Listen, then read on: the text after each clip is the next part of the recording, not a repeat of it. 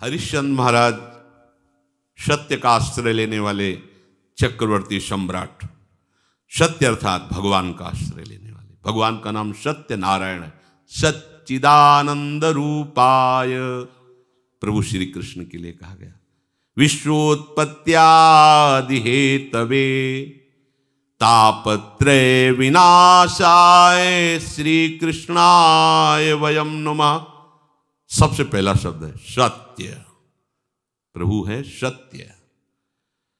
हरिश्चंद्र जी महाराज की सत्यता, दानशीलता, चराचर जगत की सेवा भावना और भगवद स्मृति, इसकी कसौटी के लिए महामहिम ब्रह्म ऋषि विश्वामित्र जी आए। उनका एक बहुत सुंदर वन था। एक विशाल वाराह उसको विध्वंस कर रहा था। मायाकृत वाराह को विश्वामित्र जी ने प्रकट किया। जितने सैनिक थे उसके भयवश भाग पड़े। ऐसा विशाल वाराह, कोई अस्त्र शस्त्र उसके काम नहीं कर रहा था। जाके सूचना दी तो चक्रवर्ती सम्राट थे, बलशाली भी थे, और का चिंता की बात नहीं। घोड़े पर सवार हुए वहां पहुंचे। जब वहां पहुंचे तो कोई वाराह नहीं। भगवान के महान महिम स्वरूप को जानने वाले विश्वामित्र जी, जिनके चरण भगवान दावे हैं, चरण चापे हैं विश्वामित्र जी के। विश्वामित्र जी खड़े थे, प्रणाम किया साष्टांग। अहो भाग्य, आज तो भगवान हमारे ऊपर बहुत प्रसन्न हुए। आप जैसे महामहिम ब्रह्म ऋषि के दर्शन हो गए। प्रभु आज्ञा करो, आपकी क्या सेवा करें। घुटनों के बल बैठे हुए, हाथ जोड़े हुए विश्वामित्र जी से कहे, बस राजन, अगर सेवा की बात कहते हो तो घोड़े की लगाम और खजाने की चाबी दे दीजिए। वो हंस पड़े, महाराज केवल 2 चीजें? हाँ, तुम दो तो दिया। फिर 20 भार स्वर्ण दक्षिणा में दीजिए। 20 भार? जितना चाहे। मिथ्यावादी, तेरा क्या रह गया? खजाने की चाबी मतलब मेरा पूरा खजाना। घोड़े की लगाम अर्थात जहां तक चक्रवर्ती सम्राट पद में तूने यात्रा की, मेरा सम्राट पद वही जो चारों तरफ विजय प्राप्त की। बात सत्य? हाँ, तो 20 भार स्वर्ण दक्षिणा में। महाराज, मेरी तो बुद्धि चक्कर आ गई। सब कुछ आपका है, ये तो पक्का। अब ये 20 भार स्वर्ण, हमें उपाय बता दीजिए। तो इस राज्य से निकलो। तुम्हारे राज्य की सीमा के बाहर है काशी। काशी किसी राजा के शासन में नहीं, भगवान विश्वनाथ जी की नगरी है। जाओ वहां, छोड़ो ये राज्य और बिको, और तीनों के बिकने पर जो स्वर्ण राशि प्राप्त वो दे दो, हम संतुष्ट हो जाएंगे दक्षिणा में। देखो कसौटी। हाँ, सत्य को अपना जीवन बनाने वाले, सब कुछ भगवान का है, हम उनके दास हैं ऐसा मानने वाले, भगवान के भक्तों में श्रद्धा रखने वाले, उनके लिए कोई भी कष्ट, कोई कष्ट नहीं होता। सत्य संध के लिए प्राण चले जाएं, सर्वस्व नष्ट हो जाए, पर वो अपने मार्ग को नहीं छोड़ते। हरिश्चंद्र जी ने विश्वामित्र जी को देने के लिए अपने दक्षिणा के लिए काशी में गए। अब चक्रवर्ती सम्राट को कौन खरीद सकता, जानते तो सभी थे। जहां वो कहते मुझे कोई खरीद ले, पर मुझे 20 भार स्वर्ण चाहिए। मेरी पत्नी, उनकी शैव्या पत्नी, बड़ा मतलब कारुणिक प्रसंग है। जो महलों से बाहर कभी किसी ने देखा नहीं, वो बिकने के लिए अपने पति के साथ, देखो उनका पातिव्रत धर्म, कि आप हारे हो, हम थोड़ी हारे हैं, जाओ तुम्हें जहां जाना हो। और पुत्र रोहित कुंवर, तीनों साथ काशी में बिकने के लिए। कौन खरीदेगा? आज भी हरिश्चंद्र घाट है काशी में, तो वहां डोम स्वरूप में खरीदने वाले आए। कहा कि हमारी पत्नी, पुत्र और हम तीनों के बिकने पर मुझे 20 स्वर्ण भार चाहिए जो दक्षिणा में देना है। बोले उनको तो नहीं खरीद सकता, मैं आपको खरीद सकता हूं श्मशान की रखवाली के लिए। बिक गए। एक ब्राह्मणी ने उनकी पत्नी को खरीदा तो बच्चा उन्हीं के साथ रहेगा। उसने दोनों की धनराशि मिलाकर दक्षिणा विश्वामित्र को, विश्वामित्र जी वहां से चले गए। अब वो कैसे कठिन कष्ट को सह रहे। जो चक्रवर्ती सम्राट, उसकी दिनचर्या क्या होगी? एक धर्मात्मा सत्यवादी। और अब दिनचर्या क्या है इनकी? ड्यूटी, सेवा लगा दी। श्मशान में जो भी शव फूकने आवे उसे कर लेना। और काशी एक ऐसी नगरी है जहां रात दिन शव फूके जाते हैं। जैसे लकड़ी का टाल लगा रहता है, ऐसे काशी में 100 का टाल लगा रहता है, मुर्दों का। 50 चिताएं ऐसे जलती रहती। वहां घाटों पे ही तो रहे, 50 चिताएं। दशाश्वमेध घाट है, मतलब 50 फूक रही तो 100 इधर 100 उधर, ऐसी सब। वो महाश्मशान भगवान शिव के तांडव का। चिता भस्माले पो करल मसनम दिक्पट धरो, जटाधारी कंठे भुजग पतिहारी पशुपति कपाली भूतेशो। महामहिम शिव की वो तांडव स्थली है। उसे हट कर हरिश्चंद्र घाट है। सोचो जरा, ऐसा महामहिम चक्रवर्ती सम्राट की सुविधा में पलने वाला शरीर, श्मशान में 24 घंटे की सेवा। भरण पोषण करने वाला मालिक कौन? डोम, उसकी आज्ञा पर।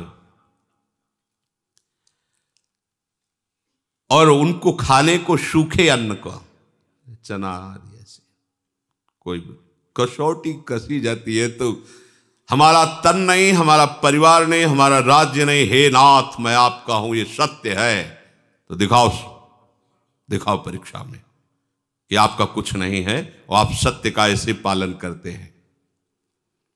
जो वहां कर मिलता था उसे जाकर के मालिक को देना और हर समय श्मशान में रखवाली करना। जब विश्वामित्र ने देखा ये तो पूरे के पूरे पास हो रहे हैं, मृत्यु को आज्ञा दी, तत्काल प्रारब्ध की रचना बदला जाए और इनके पुत्र को मारा जाए। सांप बन करके डस मर गया। जिस ब्राह्मणी के यहाँ थे उसने कहा कि मैं तो खरीद चुकी हूं सेवा के लिए, ये थोड़े हम तुम्हारे बच्चे के संस्कार के लिए पैसे लगाएं।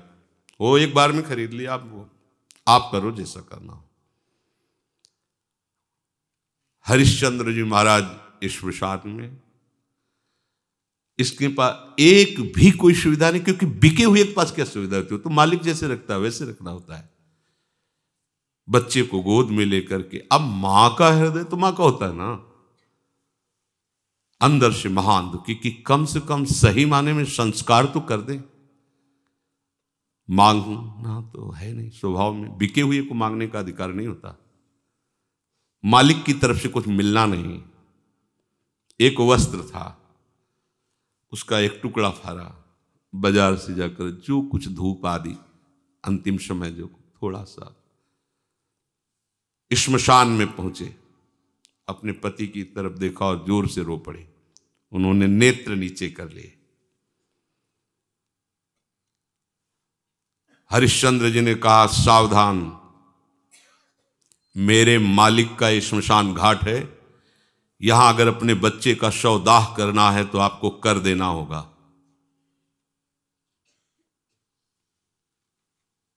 रो पड़ी।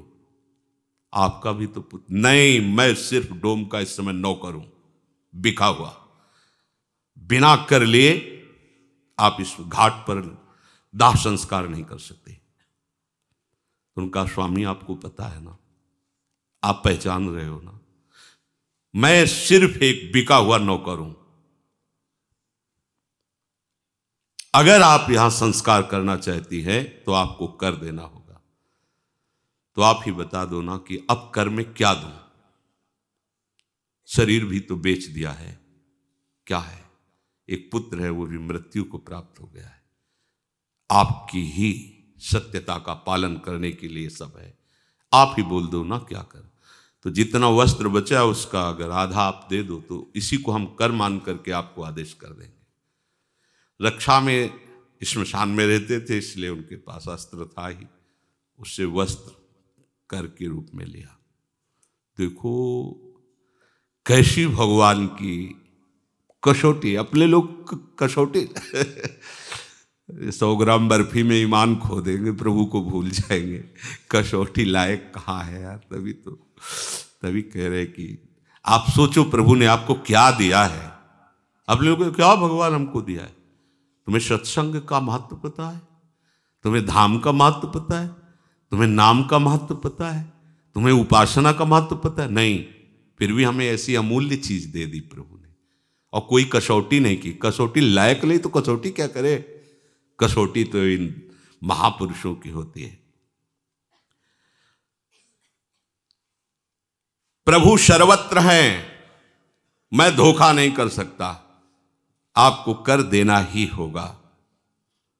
फूट फूट करके रो रहे हैं। लेकिन जो सत्य प्रतीक भगवान का भक्त होता है वो कभी, अरे बड़े लीला बिहारी, बड़े लीला बिहारी, मतलब ये तो अपने लोग कलयुग के भक्त है, पूरी छूट है। हाँ राधा राधा को रबड़ी रसगुल्ला पाओ, जय हो।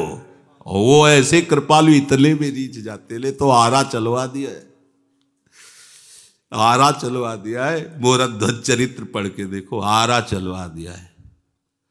मेरा शरीर मेरा तू, तो चल मैं कहता हूं काट आरे से इसको। एकांत में तुम्हारे व्रत की परीक्षा होगी। देखो कैसा एकांत है, श्मशान घाट है, पत्नी और पुत्र मरा हुआ है, कोई देखने वाला नहीं, वहां डोम हाजिर थोड़ी जो उसने खरीदा था। और वो कह भी सकते थे कि देखो मेरी पत्नी मेरा आदेश बिना कर के लिए। तो एकांत में भी अपनी निष्ठा को गिरने। आप एकांत में अपने प्रभु को एक तरफ रख लो और अपने एकांत को एक तरफ देखो। एकांत में आपकी प्रभु की प्रधानता रहती है, विषय की प्रधानता रहती है। आप खुद देख लीजिए, हरिश्चंद्र जी की आंखों में एक बूंद भी आंसू नहीं है।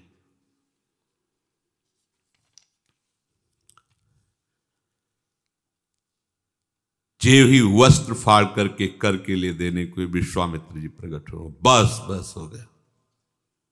तुमका क्या प्रभु? बोले बस यही देखना चाहता है कि तुम सत्य में वास्तविक दृढ़ हो। उठो। जीविका तो पुत्र उठ गया, क्योंकि तत्काल उस अशुभ प्रारब्ध को भेजा गया था और कहा ये अपनी चाबी लो, ये अपनी लगाम लो, और देखो हमारे साथ कौन कौन आया हुआ है। साक्षात देवराज इंद्र, परमेष्ठी ब्रह्मा और स्वयं भगवान, पूरे सृष्टि विभाग के महामहिम तो वही घाट पे उपस्थित हो गए। तुम्हारे जैसा धर्म का पालन करने वाला, सत्य का पालन करने वाला कोई बिरला ही होगा। आशीर्वादों की झड़ी लगा दी देवराज इंद्र, भगवान ब्रह्मा, भगवान हरि। धर्म सब कुछ नष्ट हो जाए, अपनी निष्ठा नहीं, पर अपनी एक तरफ प्रभु को रख के देखो। जब ये बातें पढ़ते हैं तो देखो एकदम चूर चूर अहंकार हो जाता है, ऐसे माने घूमते हम बड़े भगत, हम बड़े।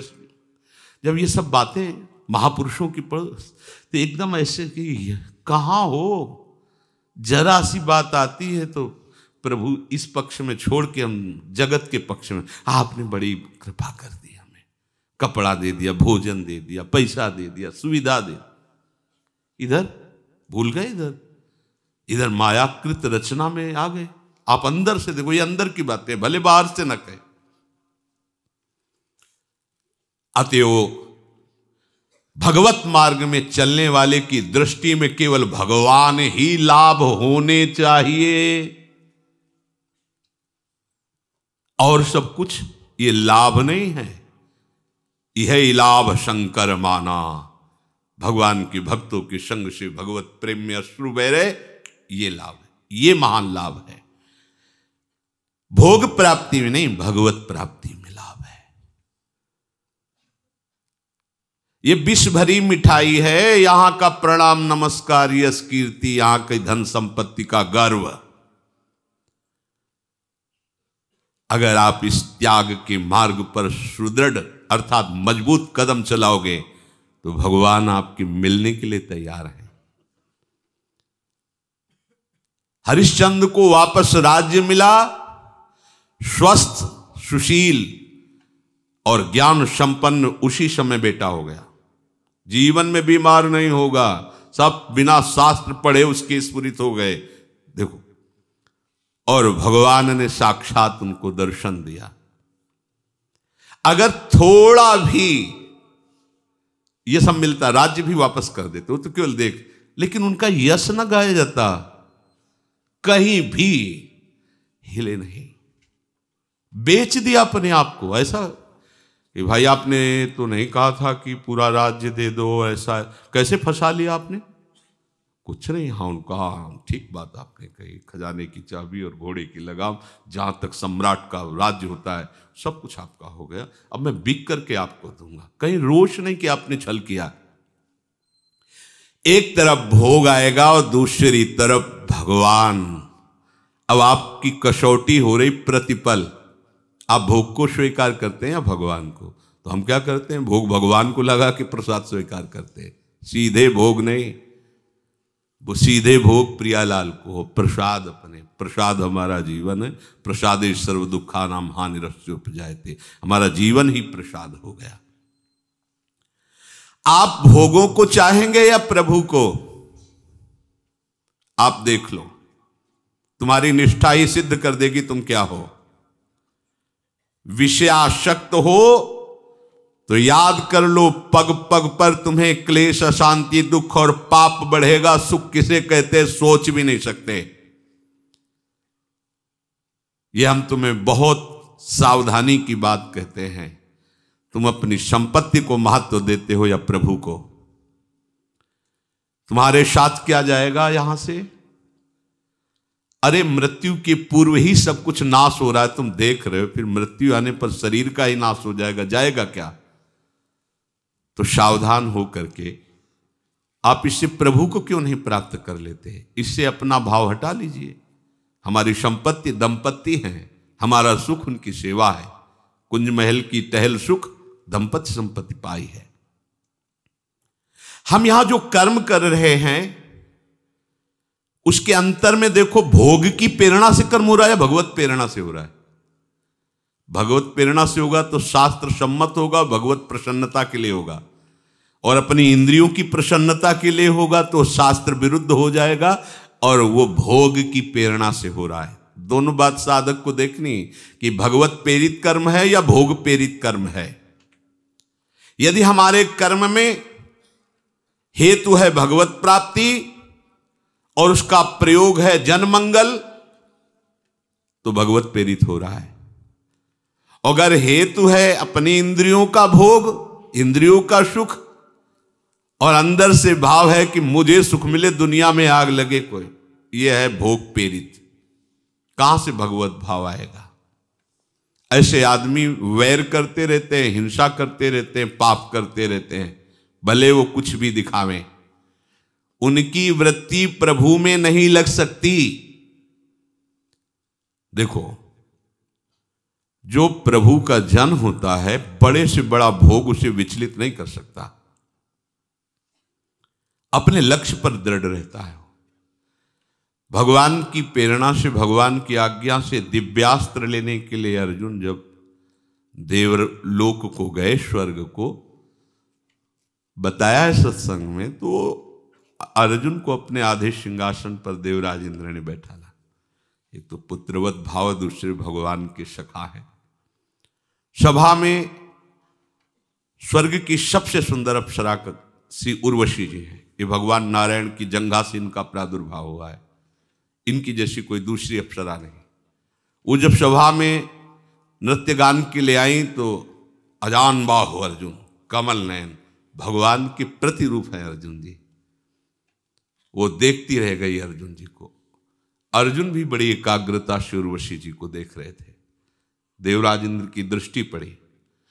सभा संपन्न होने के बाद उर्वशी जी को बुलाया और कहा, आप अर्जुन पर आसक्त हैं क्या? तो बोले, कोई भी आसक्त हो सकता है, वो ऐसे शूरवीर है। बोले जाओ आज उनकी सेवा में उपस्थित हुए, हमारा आदेश है।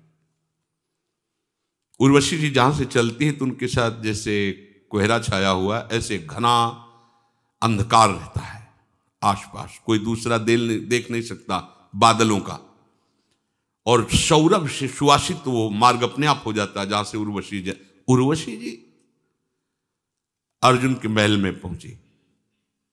अर्जुन ने जे देखा उर्वशी जी आई, आसन से उतर पड़े और घुटने के बल होकर के वो किसी और भाव से आ रहे तो कांप गए। ये क्या, तुम जानते नहीं हो तुम क्या कर रहे हो? अर्जुन का जानता हूं, मेरी माता कुंती और आप में बिल्कुल मुझे फर्क नजर नहीं आ रहा। माता माद्री और माता कुंती, उसी दृष्टि में आप मेरी हो। बहुत रोष है। ऋषि जिनका देवराज इंद्र ने आदेश किया है आपकी सेवा में उपस्थित होने का, आप ऐसा व्यवहार मत कीजिए, अर्जुन जी से कहा। अर्जुन ने कहा फिर मैं तुम्हें बता देता हूं कि मेरी दृष्टि नहीं परिवर्तित हो सकती। जय बार आप मेरे को प्रेरित करेंगे तय बार मैं माता के कर संबोधन करूंगा और उसी दृष्टि से देखूंगा। आप देखो, जहां उर्वशी जी का ऐसा कभी प्रसंग आता है तो बड़े बड़े ऋषि मुनि जो तप प्रधान हैं वो मोहित हो गए, लेकिन भगवान का सखा मात्र भाव एक मिनट भी विचलित नहीं हुआ। तो ऐसे ही एक तरफ भगवान है, एक तरफ माया की रचना है। अब आपकी उसी समय निष्ठा की परीक्षा होगी। आप देखते रहना,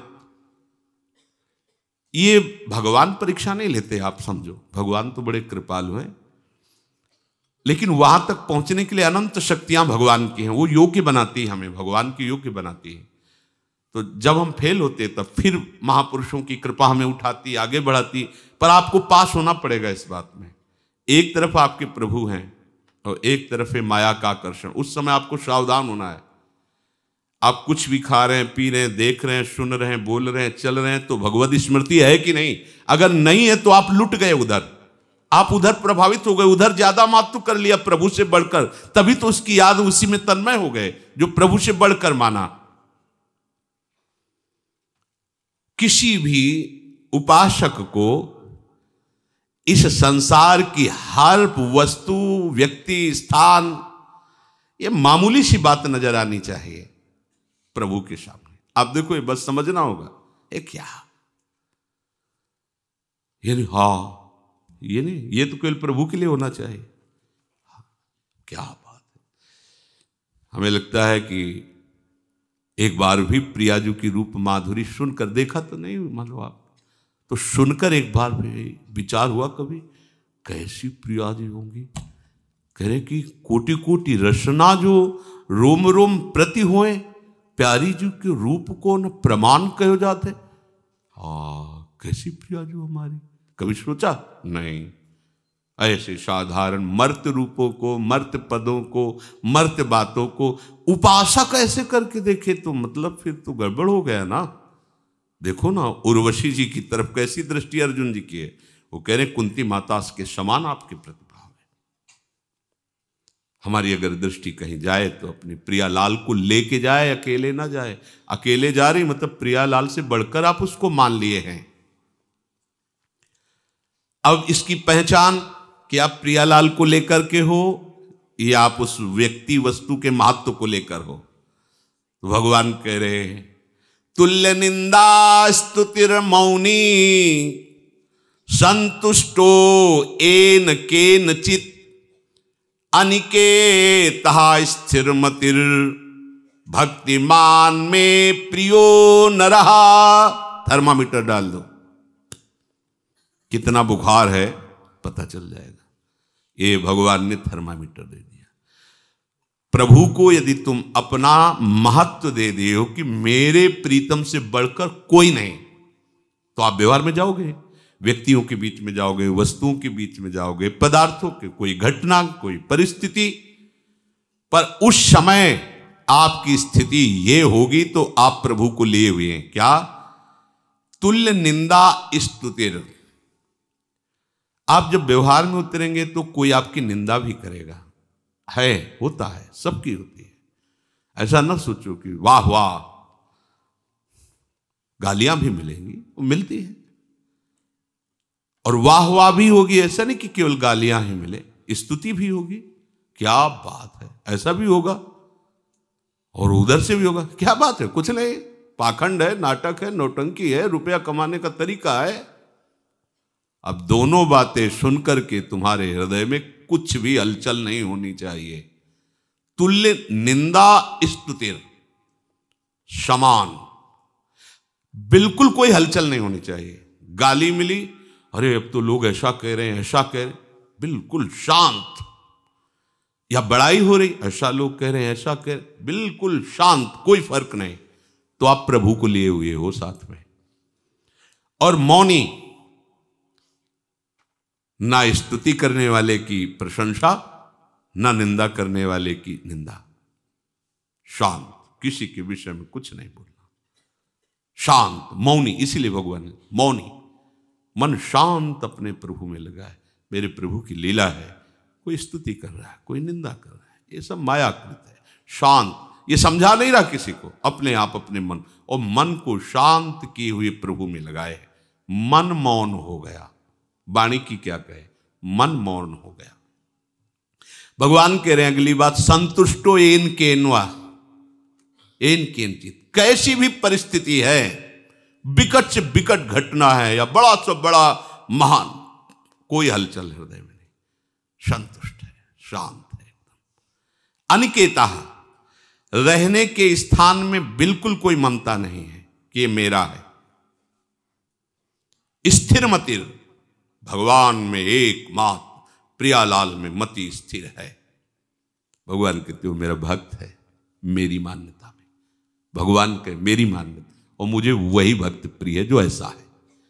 भक्तिमान में प्रियो नरा, वो मनुष्य मुझे बहुत प्रिय है, वो मैं कहता हूं मेरा भक्त है जो ऐसा है, जो निंदा में स्तुति में समान भाव, मन जिसका शांत हो गया है, वाणी जिसकी मौन, उस वाणी मौन उसी की कही जाती है। करना मौन नहीं, कितनी परेशानी है। कोई कोई मौन को तो प्रपंच से का स्वरूप बना लेता है। समझा नहीं, पूरी जान की ताकत उसमें। अरे बोल दो भैया, राधा राधा बोल के बोल दो भैया, उसको बोल दो, काहे को पूरी जान की ताकत। अब पूरा मन बुद्धि चित्त उसी में लगाए। अब 10 मिनट उसको लिखी एक बात, अब पूरा का पूरा मतलब। ये मौन भैया कभी न रहना, ये लिखा पढ़ी वाला ऊ वाला ये कभी न। विचार पूर्वक आवश्यक है तो शब्द बोले, भाई आप ऐसा कर लीजिए, राधा राधा, शांत, उसे मौन भी कहते हैं। विचार पूर्वक आवश्यक है तो शब्द बोल दिया, नहीं शांत है।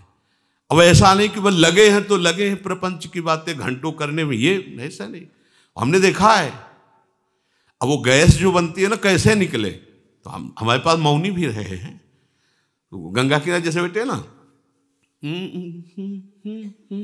ना हमें भजन कर लेते रहे, खुद भजन कर। अब वो उधर चित्तवृत्ति लगाओ तो भजन छूटता, चित्तवृत्ति न लगाओ तो समझ नहीं सके। नहीं समझा नहीं महाराज क्या कहे। अब बालू में, अब बालू में पढ़ो, उसमें मतलब बहुत ही बेकार बात है, बहुत ही बेकार बात। वो खुद चिंतन नहीं कर सकता, दूसरे को भजन में विक्षेप पहुंचाएगा। वो कहा जाता है मौन, कुछ नहीं इससे।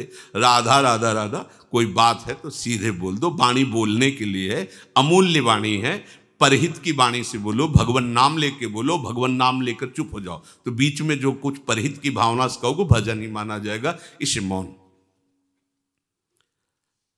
संतुष्टो एन किन्वा, कैसी भी परिस्थिति हो असंतुष्ट मत हो। कैसी भी खान पान व्यवहार के, अच्छी से अच्छी हो तो भी, बुरी से बुरी हमें नहीं। शरीर का जैसा प्रारब्ध, जैसा हमारे प्रभु विधान रखते हैं वैसे हमें चलना। शांत रहो, संतुष्ट रहो।